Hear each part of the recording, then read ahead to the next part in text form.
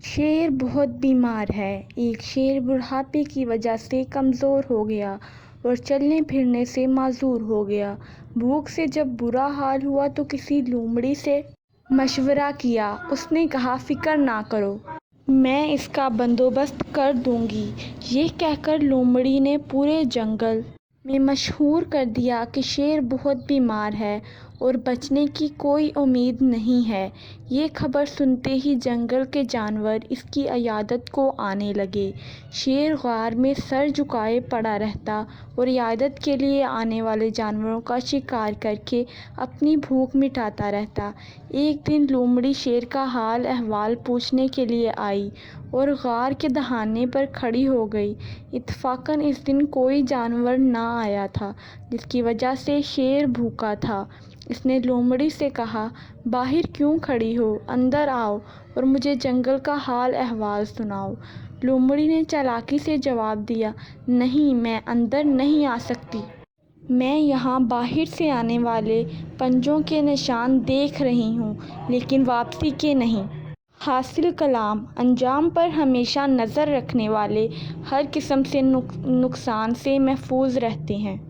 غیبت گو سے بچو۔ کسی عالم سے دریافت کیا گیا، اگر کوئی پارسا شخص انتہائی حسین ہو اور کسی بند کمرے میں کسی حسینہ کے ساتھ محو گفتگو ہو، ایسے میں انہیں دیکھنے والا کوئی نہ ہو، نفس بھی طلبگار قربت ہو اور شہوت بھی غالب، مقولہ عرب کے مطابق کھجوریں پکی ہیں اور باغبان روکنے والا نہیں، کیا یہ ممکن ہے کہ ایسی حالت میں پرہیزگاری کی وجہ سے بچا رہے؟ عالم نے جواب دیا، اگر اپنے آپ کو خرمستیوں سے بچا بھی لے تو برائی کرنے والوں کی بدخوئی اور ملامت سے نہ بچ سکے گا۔ حاصل کلام: انسان اپنے نفس کی برائی سے بچ سکتا ہے، مخالف کی بدگمانی سے نہیں۔ معالج کیا کرے؟ عجم کے کسی بادشاہ نے ایک اعلیٰ پائے کا حکیم حضور نبی کریم صلی اللہ علیہ وآلہ وسلم کی خدمت میں بھیجا۔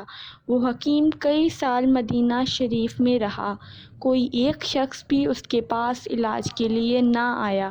ایک دن وہ حضور نبی کریم صلی اللہ علیہ وآلہ وسلم کی بارگاہ اقدس میں اس شکایت کے ساتھ حاضر ہوا، یہ خادم یہاں کے لوگوں کے علاج معالجہ کے لیے آیا، لیکن اتنی مدت گزرنے کے باوجود کسی نے میری طرف توجہ ہی نہیں کی اور نہ ہی علاج کے لیے کوئی بیمار میرے پاس آیا ہے۔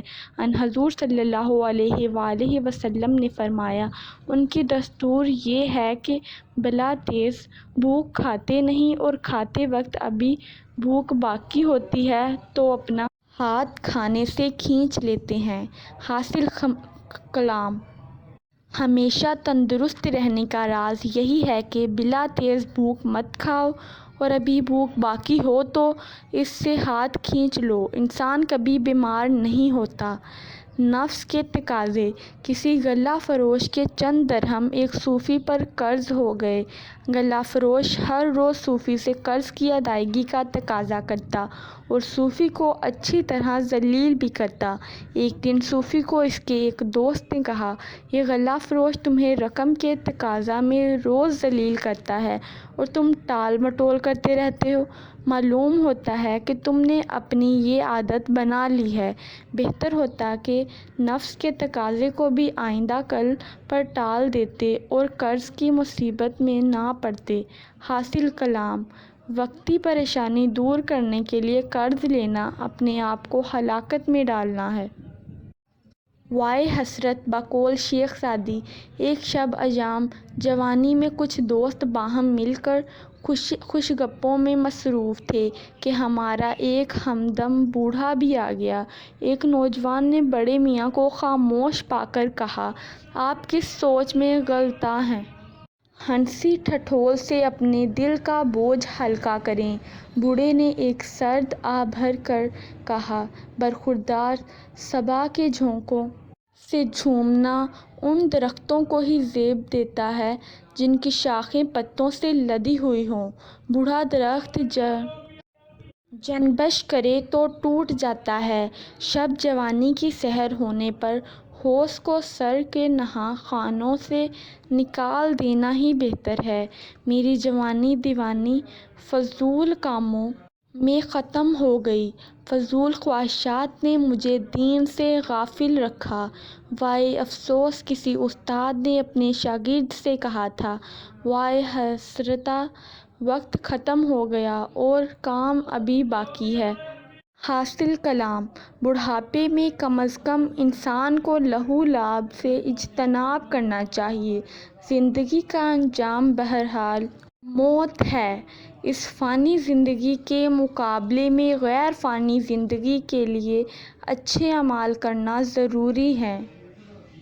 خسارہ: حضرت سعدی ایک قافلے کے ہمراہ بیابان قید طے کر رہے تھے کہ ایک پڑاؤ پر قافلہ رکا تو نیند کے غلبے نے ایسا مدہوش کیا کہ قافلے کی روانگی کا احساس نہ ہوا۔ ایک شتر سوار نے آپ کو اس حالت میں دیکھ کر جگایا اور کہا، کیا مرنے کا ارادہ ہے جو یوں غفلت کی نیند سو رہے ہو؟ یاد رکھ، قافلے سے بچھڑنے کی صورت میں اس لکڑودک بیابان میں ہی ہلاک ہو جائے گا۔ وقت کسی کی خاطر اپنی رفتار کم نہیں کرتا، اس کا ہر لمحہ قیمتی ہے، اسے غفلت کی نیند میں برباد نہ کر۔ حاصل کلام: سفر حیات کی نزاکتوں اور دشواریوں کو ہمیشہ مدنظر رکھنا چاہیے، ورنہ بیابان قید کے غافل مسافر کی طرح ہلاکت سے دوچار ہونا پڑے گا۔ غفلت میں پڑے ہوئے لوگ اعمال حسنہ کی برکتوں سے خالی دامن کی وجہ سے خسارے میں رہتے ہیں اور عاقبت میں نہ ختم ہونے والا عذاب ان کا مقدر بن جاتا ہے۔ فلاں کی بات: ایک شخص قضائے الہی سے فوت ہو گیا۔ اس کے عزیز و اقارب رونے دھونے اور سینہ کوبی میں مصروف تھے۔ ایک مرد دانا نے ان کو اس حال میں دیکھ کر کہا کہ بجائے اپنے عزیز کے انجام سے آگاہ ہونے، تم الٹا کام کر رہے ہو۔ یاد رکھو، بچہ پاک ہی آیا تھا اور پاک ہی اس نے دنیا سے رخصت ہو گیا۔ رونا تو اس بات پر آنا چاہیے کہ جب میں اس دنیا میں آیا تھا تو پاک تھا، اور جب رخصت ہوں گا تو گناہوں کی ناپاکی کی دلدل میں پھنسا ہوا ہوں گا۔ تجھے چاہیے کہ موت آنے سے پہلے اگلے جہاں کی فکر کر تاکہ وہاں شرمندہ نہ ہونا پڑے۔ حاصل کلام: موت نہ ٹلنے والی حقیقت ہے جو ہر حال میں آ کر رہے گی۔ بہتر یہی ہے کہ حاصل زندگی کو غنیمت سمجھتے ہوئے اچھے اعمال کرنے چاہیے، اس میں فلاح آخرت ہے۔ عمر ضائع نہ کر۔ ایک نماز روزے اور ذکر الہی میں مہو رہنے والے شخص کے ہاتھ کہیں سے سونے کی اینٹ پڑی ہوئی لگ گئی، جس کی وجہ سے اس کے قلب کی ماہیت ہی بدل گئی۔ خدا کی یاد سے غافل ہو کر اب اس نے ہر وقت دنیاوی آسائشیں حاصل کرنے کے منصوبے بنانے شروع کر دیے۔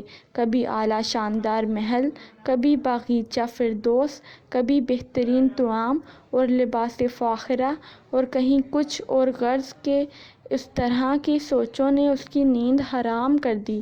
اسی پریشان حالی اور سوچوں میں گم وہ ایک دن جنگل کی طرف نکل گیا۔ وہاں اس نے ایک شخص کو قبر کی مٹی سے اینٹیں بناتے ہوئے دیکھا۔ یہ منظر دیکھ کر اس کے دماغ پر چھائی ہوئی ہوش کی گرد چھٹی۔ اس نے سوچا، تو بھی کیسا احمق ہے، بیوقوف ہے۔ سونے کی اینٹ کیا ہاتھ آئی تو اپنی عاقبت بھی بھول گیا۔ ہو سکتا ہے کہ کل کو تمہاری قبر کی مٹی سے بھی اسی طرح اینٹیں بنائی جائیں۔ اپنی عمر عزیز ضائع نہ کر اور سیدھی راہ اختیار کر۔ حاصل کلام: دولت حاجات پوری کرنے کا ایک ذریعہ ہے، حد سے زائد دولت انسان کے دل کو پتھر بنا دیتی ہے اور یاد الہی سے غفلت میں پڑ کر دنیاوی شور و شغب اور لہو لعب میں ڈوب جاتا ہے۔ اس طرح نہ صرف اپنی عاقبت خراب کرتا ہے بلکہ دنیا میں بھی خسارے میں رہتا ہے۔